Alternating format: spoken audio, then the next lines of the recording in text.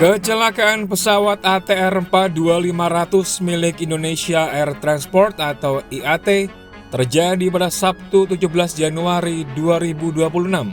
Pesawat yang disewa oleh Kementerian Kelautan dan Perikanan atau KKP itu jatuh dan diduga menabrak lereng Gunung Bulu Saraung di Kabupaten Pangkep, Sulawesi Selatan. Sebagai informasi, pesawat lepas landas dari Yogyakarta sekitar pukul 8 waktu Indonesia Barat dengan tujuan ke Makassar. Berdasarkan keterangan Menteri Perhubungan saat konferensi pers di Maros, Sulawesi Selatan pada Senin 19 Januari 2026, pesawat ATR 42500 itu dinyatakan dalam kondisi layak terbang. Kalau layak terbang ya, layak terbang. Karena setiap pesawat yang dioperasikan syarat utamanya adalah harus layak terbang. Dan kami sudah memeriksa kelaikan dari dokumen kelaikan yang dimiliki oleh pesawat tersebut dan pesawat tersebut dinyatakan layak terbang. Kita ini faktor cuaca. Saya belum bisa menyimpulkan itu. Kita tidak mau terlalu dini menyampaikan apa yang menjadi penyebab dari kecelakaan tersebut. Ya. Pencarian badan pesawat ATR 42500 dan evakuasi para korban segera dilakukan oleh petugas terkait dan menggelar operasi SAR juga melibatkan warga lokal. Arman, warga sekitar dilibatkan dalam pencarian korban. Ia bilang telah menemukan korban jatuhnya pesawat ATR 42500 di lokasi terjal di Gunung Bulu Saraung. Kemarin Iya kemarin. saya panggil itu tim saya. Ini ada.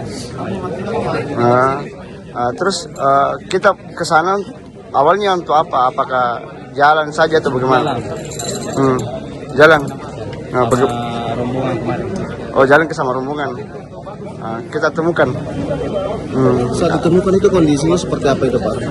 Apa namanya? Tengkurap ya? Tengkurap. Oh tengkurap dia. Terus berapa orang di situ Pak? Berapa jenazah di situ kita lihat? Satu gitu. Oh satu. Jenis kelaminnya apa? Kita sempat lihat laki-laki atau perempuan? Oh, laki-laki Pak. Oh, Kalau di sekitar jenazah itu apa saja yang kita lihat Pak? Ada rangkaian kapal. Ada identitas yang di sekitar jenazah Pak? KTP atau apa? oh enggak ada. Ada Pak? Sama laptop itu laptop dia ada. Oh laptop. Identitasnya ada sekitar Pak? Itu sekitar jam berapa itu Pak? Jam 2. Jam 2 Pak? Di sisi lain ada pula Reski, pendaki yang melihat detik-detik pesawat tersebut jatuh di Gunung Bulu Saraung. Bahkan, ia mengaku hampir terkena serpihan pesawat itu. Dari jam 10 sampai ke puncak jam 12. Masih ingat waktu itu jam berapa tepatnya pada saat tadi mendengar suara pesawat jatuh? Jam 12.30. Jam 12.30 Wita. Waktu itu apa yang Mas dengar? Pas kami duduk di atas puncak Bulu Saraung, kami mendengar suara pesawat dari jauh yang mendekat ke arah kami. Lalu? Terus kami mendengar suara ledakan yang hampir mengenai kami serpihannya. Jadi waktu itu Lalu, pas Mas mendengarnya itu pada saat pesawat mau jatuh atau sudah jatuh? sudah jatuh. Oke, lalu? Lalu kami berlindung di belakang batu dari serpihan yang hampir mengenai kami. Waktu itu Mas Lizzy sendiri tahu nggak itu adalah pesawat yang jatuh atau waktu itu bingung apa nih? Sudah tahu karena dari suaranya. Oh gemuruhnya ya begitu ya? Oke, Mas Reski sendiri pada saat itu tahu jatuhnya di mana, dekat dengan kira-kira pada saat Mas Reski berada? Kurang tahu karena ledakannya jadi kami yang lihat. Mengenai korban, hingga berita ini dibuat pada Kamis 22 Januari 2026, tim SAR masih terus melakukan upaya evakuasi dan juga pencarian serpihan pesawat ATR 42500. Asisten Operasi Kodam 4 Bas Hasanuddin, Kolonel Infantri Dodi Priyohadi memberikan kabar terbaru mengenai proses evakuasi. Saat ini sampai jam 10.46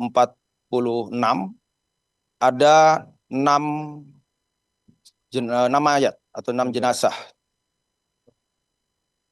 yang lokasinya tersebar di seputaran radius 50 meter dari yang ditemukan pertama. Dan posisi dari puncak kurang lebih 250 meter dari puncak. Saat ini tim masih menyisir sisi-sisi lain. Kita menunggu perkembangannya.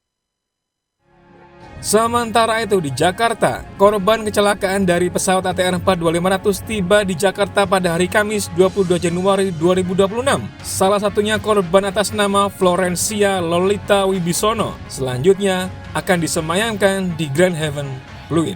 Mengenai black box atau kotak hitam pada Rabu 21 Januari 2026, Asisten Operasi Kodam 14 Hasanuddin, Kolonel Infantri Dodi Priyohadi, menjelaskan bagaimana kotak hitam ditemukan dan di mana lokasinya serta langkah apa yang akan diambil untuk selanjutnya.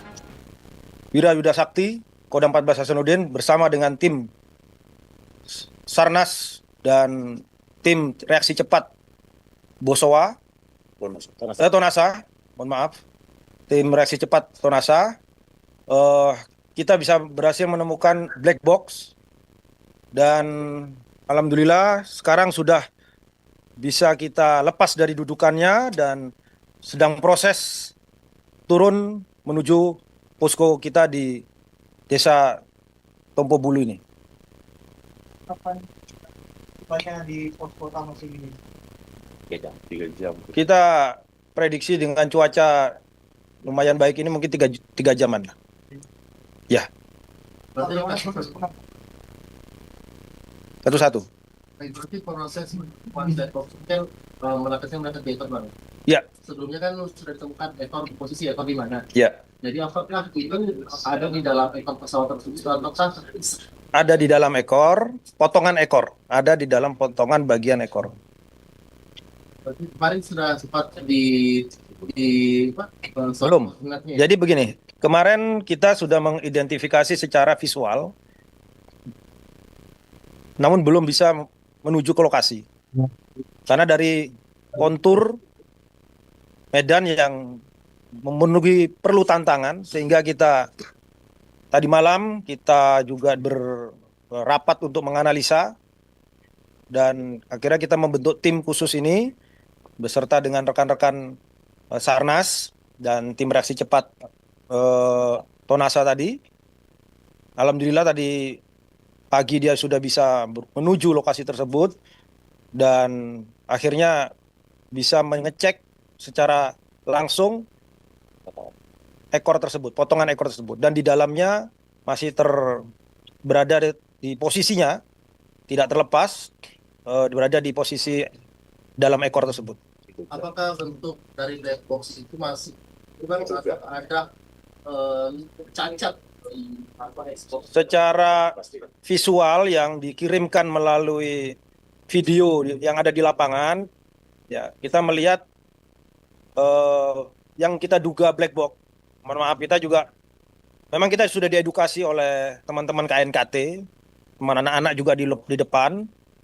Bentuknya seperti ini black box. Nah, tapi kita memang masih tetap bahasanya menduga. Nanti kita akan serahkan ke kawan-kawan kita di KNKT untuk memastikan itu. Namun bentuk secara fisik dan video yang dikirimkan sudah kita konfirmasi. Ya, sementara kita sampaikan adalah itu black box. Kemudian bentuknya utuh. Alhamdulillah bentuknya utuh. Jadi sudah dikonfirmasi nih pemerintah ke pihak KNKT bahwa temuan ini iya, betul. Diduga tetap, nanti yang menyatakan pasti adalah setelah diteliti oleh kawan-kawan kita dari KNKT. Dari posko ini, berangkatnya dari posko ini, dia sudah 2 hari di dalam.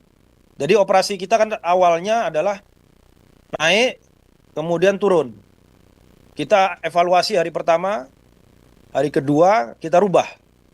Kita menggunakan dorongan logistik atau bekal logistik di rangsel mereka masing-masing. Dan alhamdulillah juga selain bekal yang dibekalkan juga dari sini, dari dapur lapangan, Kita juga dapat bekal natura berupa naraga dan eprokal dari Bapak Kasat, itu dimanfaatkan sehingga kita bisa mencari sampai dengan 2 hari.